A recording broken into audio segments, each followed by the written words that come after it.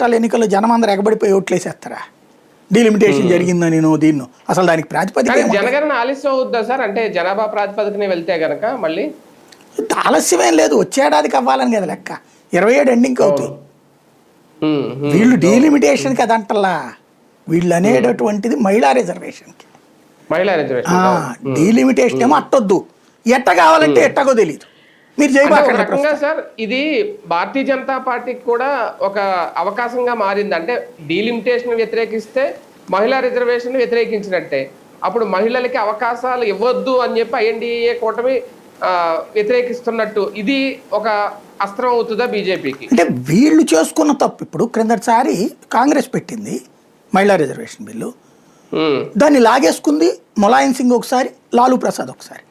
అంటే బయట బీజేపీ వాళ్ళు లాగాలి, ఇప్పుడు అడ్డుపడుతోంది కాంగ్రెస్. ఆ రోజున పెడతానన్న కాంగ్రెస్లో అడ్డుపడింది కాంగ్రెస్ కూటమోళ్లే, సమర్థించింది అప్పుడు కూడా బీజేపీ. తర్వాత ఒక డ్రామా క్రియేట్ చేసింది సోనియా గాంధీ, రాజ్యసభలో బిల్లు ఆమోదం పొందింది.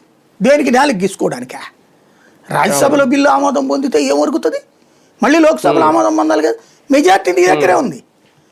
ఆ రోజున బీజేపీ నువ్వు ట్రాప్లోకి లాగాలి, నీకే వచ్చిందిగా క్రెడిట్. ఆ రోజున మహిళా రిజర్వేషన్ బిల్లు అమలు చేస్తే చెయ్యలా.